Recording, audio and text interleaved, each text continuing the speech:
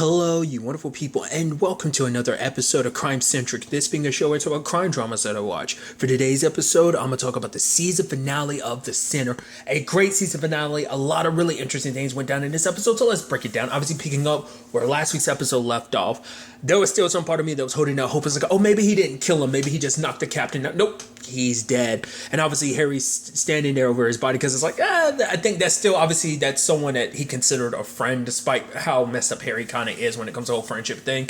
Like, that was still a friend, his boss and everything. Like, they've had long history, and to see, because also he blames himself because he knows, like, oh, this was Jamie, and he blames himself because Jamie fell apart because of him.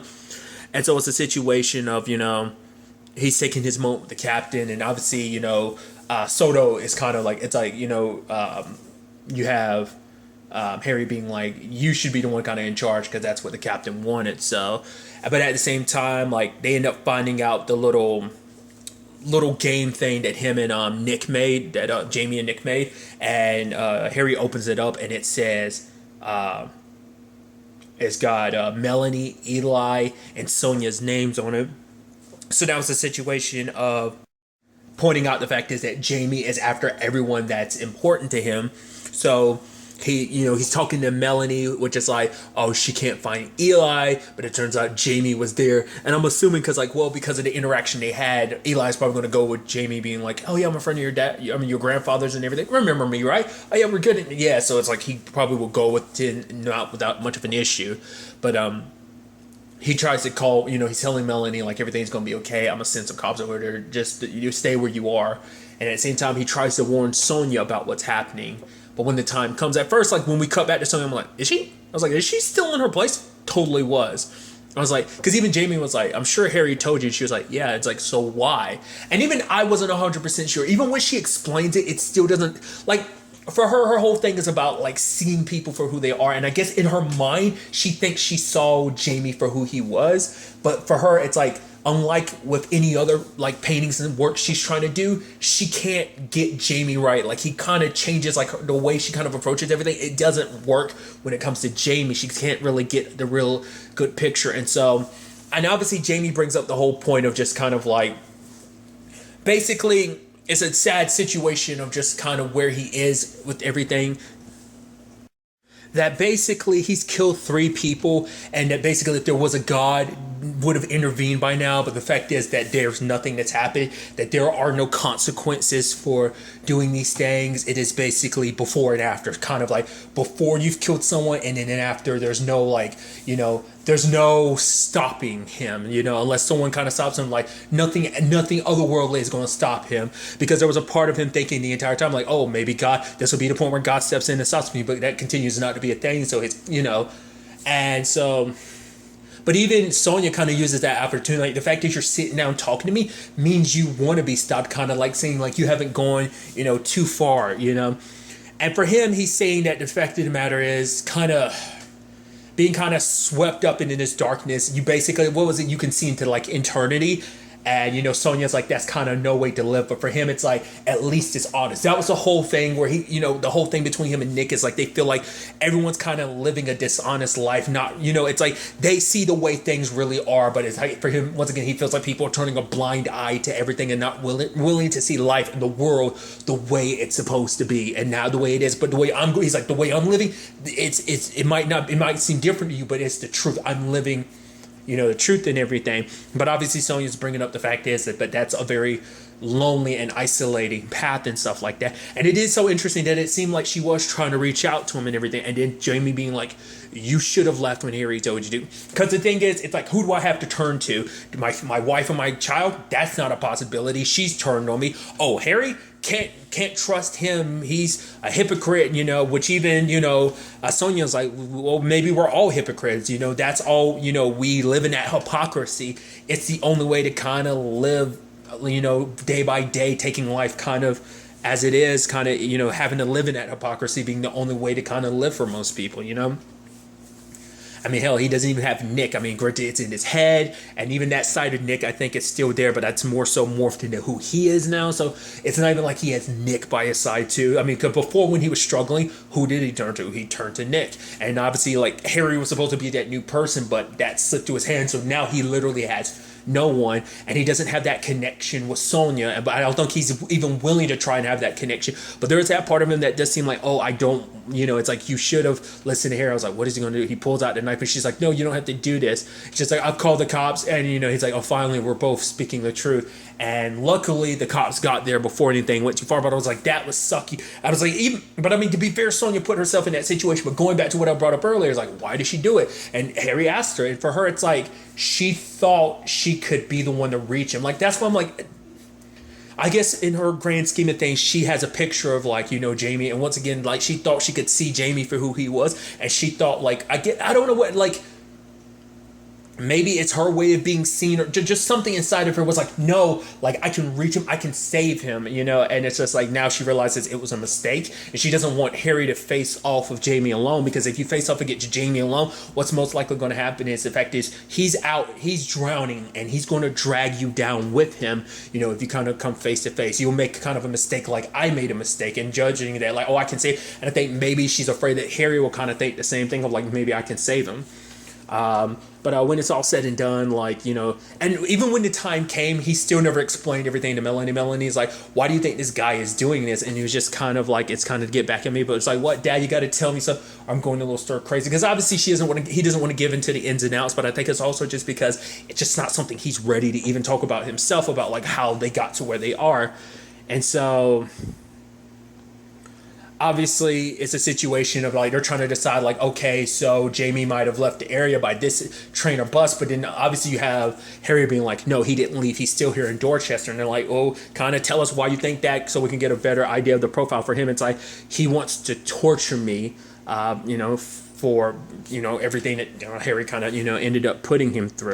There was even an interesting moment where Jamie went to visit Lila. No words were actually exchanged. They just looked at each other. And even I'm kind of like, are you really going to go to the glass? Like, you had to have known what he did to their captain, right? Like, that had to be a thing. But I was like, okay, I'm assuming like she did. That's why she didn't open the glass. But I think in that moment, it was Jamie. Even though he was like, oh, I can't go back, I think there was a part of him that just wanted to see her one last time, a reminder of the life he lived, because he figured there was no going back. The fact of the matter is, for both of them, they recognize that there's no going. But I think in that instant of just feeling like we can hold on to it for this 1 second, knowing that it won't last. I don't know if Lila thought maybe that was going to be the last time she see him, or even he thought, like, I don't know whether the outcome was going to be death or prison. Like, at that point in time, I don't know, because it's actually interesting, because literally no words were said. They just looked at each other, and it's like, you can only surmise like what because obviously she's not completely turned away, but like, oh my God, this is like, despite everything, there is a part of him that loves him.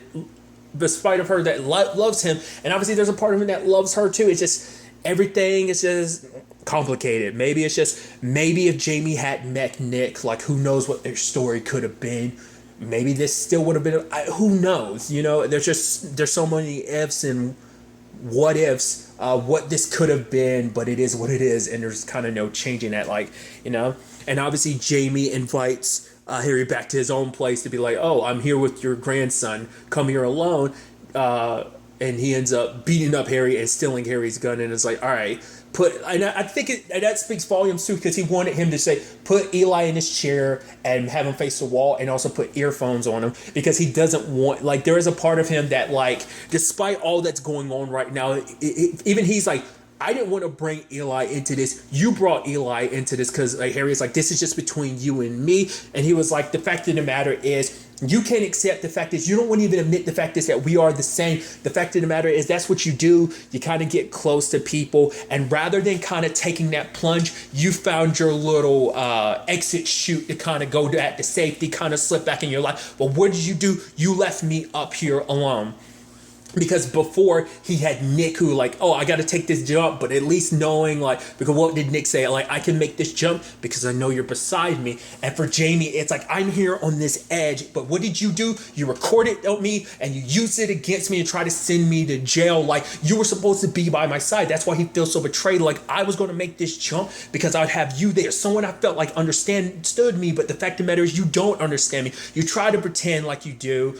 And I think that you do understand me, but you turn away. You're not willing to accept things as they are the way I am. And even to the point, Jamie's threatening to kill Eli, which is like, he's telling Harry, play the game. 3 of them says Eli lives, 1 says Eli died. We're going to play one game to kind of decide it. And obviously for Harry, he wasn't willing to even take that chance. It's like, I'm not going to play your game. So if you're going to do it, then go ahead and do it. And obviously, luckily, Eli was able to get away through the scuffle.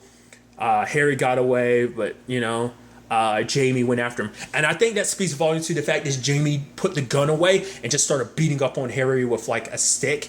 Because I think at that point it was like, oh, I'm gonna push you closer to the edge, and then tell me what you see now. Once you're so close to death and everything. But back in the house and everything, luckily Harry got his gun, and when Jamie comes back, he puts the gun down. And I was wondering to see what Harry was going to do, and I forgot what he was saying exactly, but it was something that Nick had told him about, like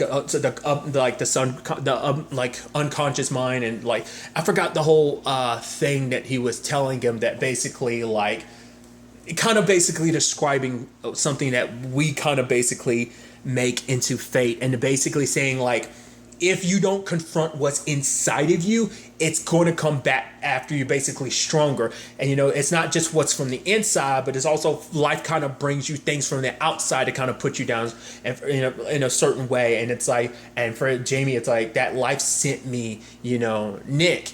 And because he's like, if you don't stop me, Harry, the fact of the matter is like, even if you send me to jail, that's not going to be a satisfactory ending. Because it's like, basically the explanation is kind of like neither one of them, this playing out a certain way, because even Harry would be like, if you kill me, it's still not going to give you the satisfaction. It's not going to feel that emptiness or whatever it is you're trying to like feel. It's not going to be full. And for either one of them, even if Jamie goes to jail. And when the time came, Harry ended up shooting him. And I was actually surprised. I didn't know which way that was going to go.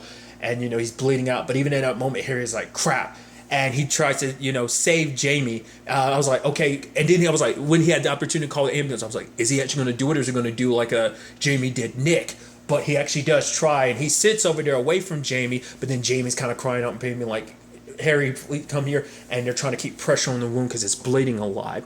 And in that moment, Jamie gets scared. It's so interesting because like this whole thing, because I think despite everything that was going through Jamie's head, and it's so interesting compared to like Nick. Like, I think that speaks volumes, because I didn't even think about it at the time of just everything kind of coming full in a circle like that, where it's like Nick dying the way he did and Jamie being there kind of watching it. But the fact is now we see the opposite, where Jamie's dying and Harry's there with him, being like, oh, they're on their way. And obviously Jamie being totally scared. He's like, I don't want to die. I don't want to die. He's like, you didn't have to shoot me. And obviously because for Harry, I think at the end of the day, Harry wanted to save Jamie. Now, whether it's because he does see the similarities, he did see himself in Jamie, and that's why I believe he shot him, because he saw too much of himself in Jamie and he didn't want to admit it. And that fear of coming face to face with yourself like that, trying to say like we're nothing alike because you kill people and stuff like that. Because I think in his mind he'd like to say like, no, we might be similar, but like, even if there are some similarity, even if we found ground, even if I looked at Jamie almost like a friend, the fact is I am better than him. I'm a good guy. Like, I think that turmoil inside of him, he kind of ended up pulling the trigger, and he kind of regretted it in an instant. Because for him, he blames himself because it's like, because I did everything I did, it led to us being in this moment. And it's like, this is why we're here right now. And like I said, Jamie's so terrified of dying. It isn't just kind of like, like there's something from this. It's like, I think in that moment, it's just that humanity being like, it's like so much to kind of push past this fear of death, this belief that, you die alone. But Harry's there with him. He's like, you're not alone. You're not alone. It's okay. And Jamie's like, hold my hand. And I just think that kind of speaks volumes about where he was with the whole Nick situation compared to where he is now, And Harry telling him it's going to be okay, because he was like Jamie was like, they're not going to make it, are they? But Harry was trying to keep him calm. So it's like, even at the end, it's like, you're not alone. I'm here with you. You're not alone. It's going to be okay. It's going to be okay. And I'm like, and Jamie does die. Like, I figured as much. I like the way this season was playing out. I was like, it's got to end with Jamie dying. Like, it had to. Like, I didn't see, especially the way the path of everything going down. And because for Harry, he blames himself because, like I said, once again, he created this situation, and that mistake is not only. I think it's going to be an interesting development, because for him, this is going to haunt him forever. Because Once again, look at the previous seasons. In his own way, he was able to save Cora. He was able to save Julian.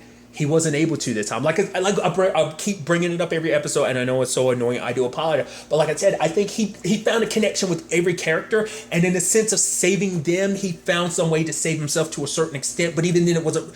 Once again, what Vera said. Saving my son won't save you, but maybe in some shape or form he kind of thought so, but it still left him feeling more. Maybe because him and Jamie were so similar, maybe he thought like by saving Jamie he was saving himself, and maybe by Jamie dying it's kind of in his mind like there's no saving me, that basically I'm doomed.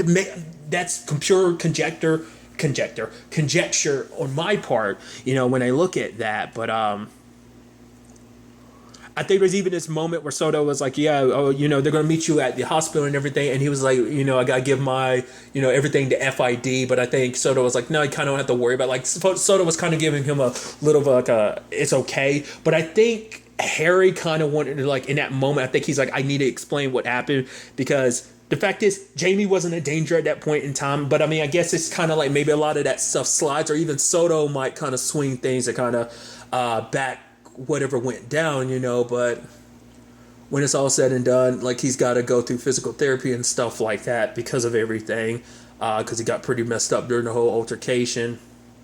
I'm also curious, like, what this means for Melanie and Eli when it comes to being around Harry after something like that. Like I said, there was already that element of kind of reluctance already, but now this is probably going to be like, oh, everything around you is a little too dangerous. That I don't know.